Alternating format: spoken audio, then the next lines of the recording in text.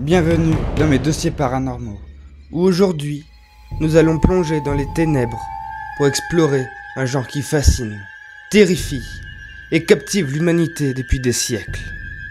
Nous allons parler du genre de l'horreur.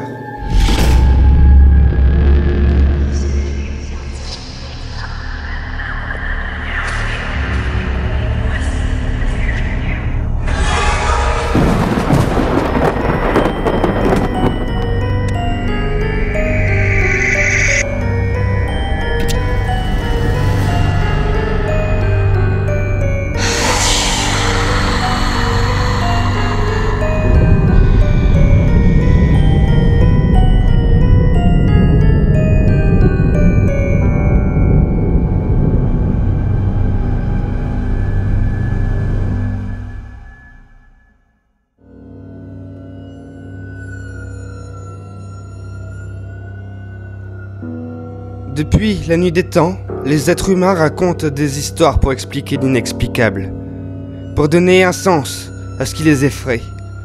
Les premières traces de récits horrifiques remontent aux anciennes civilisations.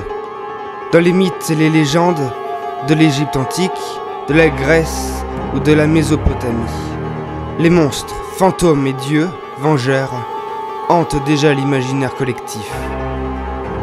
L'horreur a donc des racines profondes dans la culture humaine, où les récits se transmettaient de bouche à oreille, à la lueur des feux de camp. Les monstres symbolisent alors les peurs existentielles, que ce soit la mort, la maladie ou l'inconnu. L'horreur est une manière de comprendre et de dompter ces peurs. Au Moyen-Âge, avec l'essor du christianisme, l'horreur devient de plus en plus liée à la religion, avec des histoires de démons, de sorcières et d'apparitions surnaturelles.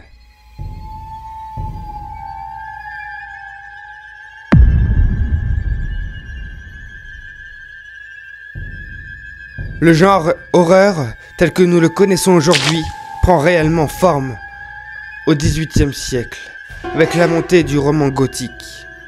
Des œuvres comme Le Château d'Otrante d'Horace Walpole, ou encore Frankenstein de Mary Shelley, sont parmi les premières à fusionner des éléments surnaturels avec une réflexion sur la condition humaine. L'horreur gothique se nourrit de manoirs abandonnés, de fantômes et d'une atmosphère sombre et mystérieuse. C'est à cette époque que naît l'idée de la peur psychologique, cette terreur qui provient de l'intérieur, de nos propres faiblesses et cauchemars.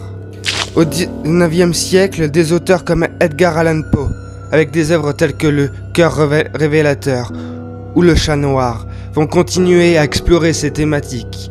L'horreur n'est plus seulement une question de monstres, mais aussi de folie, de culpabilité et de la fragilité de l'esprit humain.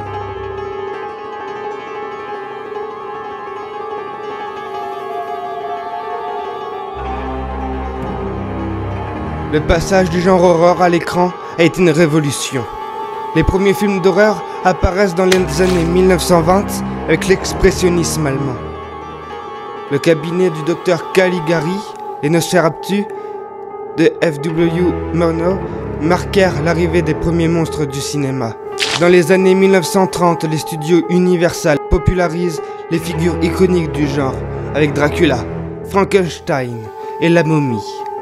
Les films vont marquer l'imaginaire collectif en imposant des archétypes qui traversent encore les époques. Les années 1960 voient l'horreur se moderniser avec les films comme Psychose d'Alfred Hitchcock ou La Nuit des Morts Vivants de George A. Romero, où l'horreur n'est pas plus seulement un monstre, mais parfois la société elle-même, se tournant vers une horreur plus réaliste et psychologique, révolutionnera le genre.